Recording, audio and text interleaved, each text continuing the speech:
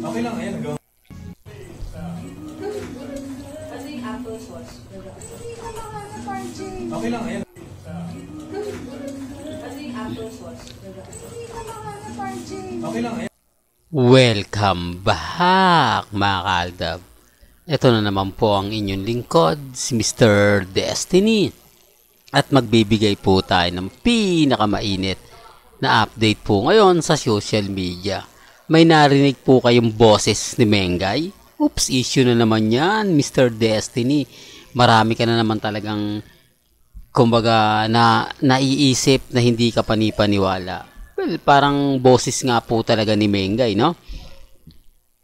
Pero gaya na sinabi ko, hindi po ako namimilit, ha? Kumbaga, ang sinasabi ko lang po, kung ano yung naririnig ko at nababasa ko. Di po ba? At syempre, na-miss ko po kayo. Grabe, no? Sabi ko nga po sa inyo, dito po sa channel ni Mr. Destiny, lahat po ng mga gusto nyo mapanood, mapakinggan, relax lang po kayo. Medyo matagal po tayong hindi nagbigay ng update, di po ba? Pero gaya na sinabi ko, relax lang po kayo. Maging kampante lang, di po ba? Kaya nga po ako mga kaaldab, sinasabi ko lang yung mga bagay-bagay na masaya, di po ba? Sa ngayon, marami magre-react sa akin. Marami magko-komento na Mr. Destiny, hindi si Maine Mendoza yan. May hawig nga lang yung boses niya pero malabo siya yan.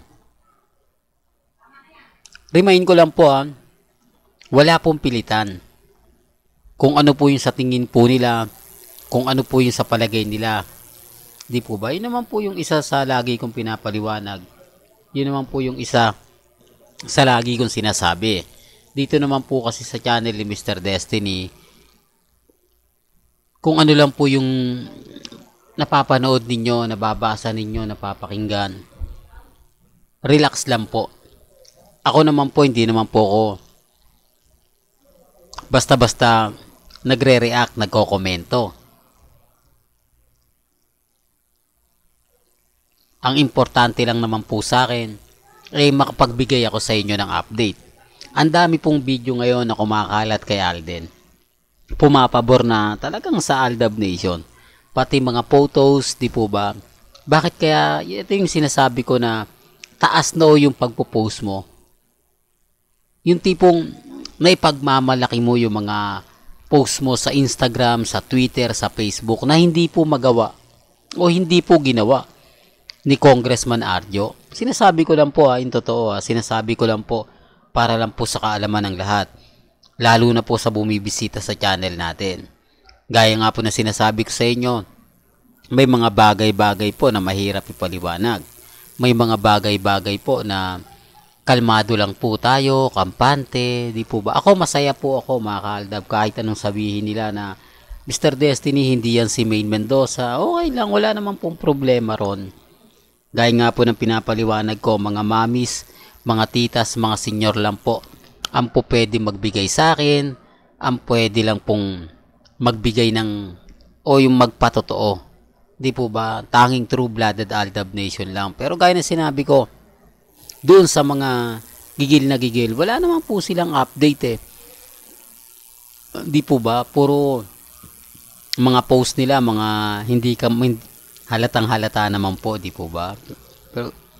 Pero bago tayo magsimula at bago natin ipagpatuloy itong mainit na update natin, kung bago ka lang sa channel na to at isa kang true-blooded Aldab Nation na nagmamahal kina Mengay at Isoy, tama po ang channel na pinuntahan mo, kaya consider na po kitang bagong subscriber at huwag mong kalimutang i-share ang mga video po natin sa mga mami, sa mga titas at sa mga senyor. Remind ko lang po dito po sa video na to, halatang halata nga po siyang isa Di po ba yung kamag-anak ni Alden? Yung nakitang nagbibideo, di po ba ngalat-ngalat niya nang babalik siya o hindi? Bakit kaya? Mukha talagang may inililihim, no? May mga bagay-bagay na kumbaga isa sa talagang masasabi natin. Kaya po dun sa mga taong nagsasabi na hindi yan boses ni Maine, wala naman pong pilitan. Wala naman po tayong persahan. Kung ano po yung paniniwala nila, okay lang. Pero ang kagandahan nga po rito, lahat ng post ni Alden sa Instagram, taas no po siya. Napakarami niyang update.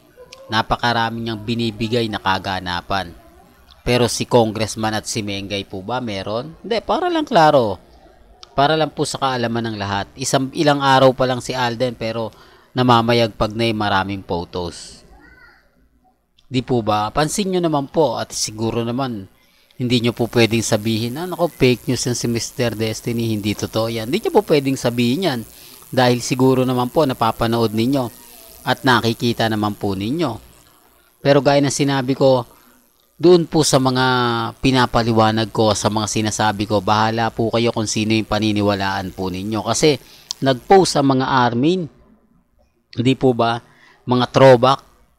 Hindi ko lang alam bakit kaya throwback yung pinakita nila. Bakit kaya yung mga update nila hindi talaga maganda at hindi kaaya-aya. Hindi po ba, sinasabi ko lang po ito para lang po sa kaalaman ng lahat. Ipapakita ko rin po sa inyo yan. Kumbaga dito nakapokus lang po tayo muna kay Alden. Sabi ko nga, yung mga post nila, ang layo eh. Bumalik na po ba si Mengay dito sa Pinas? Kasi yung mga post nila, Batangas daw eh. Batangas Port, na kung saan naando si Congressman Arjo, si Mengay. Ang layo eh, no? Ano yan, pag ilang araw lang po sila sa Japan, tapos umuwi na ng Pilipinas, bakit kaya yun ang pinopost nila? Bakit kaya yun ang mga ina-update nila? Wala po bang bago? Hindi, para lang klaro, wala po ba? Alam natin, wala. Kasi kung meron, ay talaga naman pong isasampal nila sa akin yan. Talaga namang nag-aantay sila ng post ni Ibiang. At syempre ni Congressman Arjo. Yan ang sinasabi ko, pag si Alden mataas talaga. O taas noo siya magbigay ng update. At kapag nag-post siya, hindi naman po gumaganti. O wala namang ganti sila Congressman Arjo. Kasi wala naman pong ipopromote si Alden ngayon. Wala pong promotion. Bakasyon po ang punta ni Alden sa ibang bansa. Kaya nga po umaayon sa atin yung panahon. Umaayon sa atin ang mga bagay-bagay na mapapaisip po kayo. Di po ba? Ito, kaya kong itong gawin to eh. Mga ganitong mga post ni Alden na maigsi lang. Kaya nating i-edit to. Pero hindi ko yun gagawin. Yan ang sinasabi natin mga kaaldab. Sabi ko nga po sa inyo, isa po sa kagandahan sa channel ni Mr. Destiny, hindi tayo gumagawa ng mga fake news. Hindi tayo gumagawa ng mga edited video, edited picture para lang po makumbinsi ko ang mga viewers ko, ang mga mamis, mga titas na nagmamahal po kay Mr. Destiny. Totoo to mga kaaldab. Kasi ganito kabagal ng video, ganito kabagal yung pacing. Kaya natin mag-edit, kaya natin gumawa pa ng isang tao o sabihin natin palitan at yung mukha ni Mengay ang kumbaga ilalagay natin. Pero ganyan sinabi ko, hindi naman po tayo mahilig sa mga ganyan eh. Hindi po ba? Hindi naman tayo mahilig sa mga i-edit natin tapos sasabihin natin na ganito ganyan, etc. etc. Hindi po tayo ganon. Para lang klaro, para lang po sa kaalaman ng lahat. Sabi ko nga po sa inyo, dito po sa channel ni Mr. Destiny, kung ano lang po yung latest, kung ano yung trending, dun lang po ako. Sa mga magre-react, sa mga magko-komento, sa mga magsasabing fake news ako, okay lang po yan. Ang importante lang naman po, kung ano po yung nasa puso ninyo, kung ano po yung pinapaliwanag po. Sa mga mamis, sa mga titas, sa mga nagsasabi, nako Mr. Destiny, move on ka na, tapos na yung boxing, talo na kayo. Tanggapin nyo na yung katotohanan na wala ng Aldab. Tanggapin nyo na yung katotohanan na talo na sila ganito, talo na si ganon, talo na si ganyan. Okay lang po. Gaya po ng pinaliwanag ko, yung mga nagsasabing fake news po ako, yung mga nagsasabing hindi po, o puro luma daw po yung ina-update ko, okay lang po yan. Basta po ako masaya po ako sa ginagawa ko. Alam ko na wala po tayong tinatapakan. Alam ko na wala po tayong kumbaga ginagawa ng mga issue. Well, hanggang dito na lang po yung updates natin mga kaaldab. Kaya kung gusto nyo pa po ng pinaka-latest at sariwang update, abay tumutok lang po kayo sa channel ni Mr. Destiny para updated po kayo sa mga latest at sa mga bagong video po na ilalabas po natin maya-maya lang. Hanggang sa muli, salamat po sa panonood at pakikinig.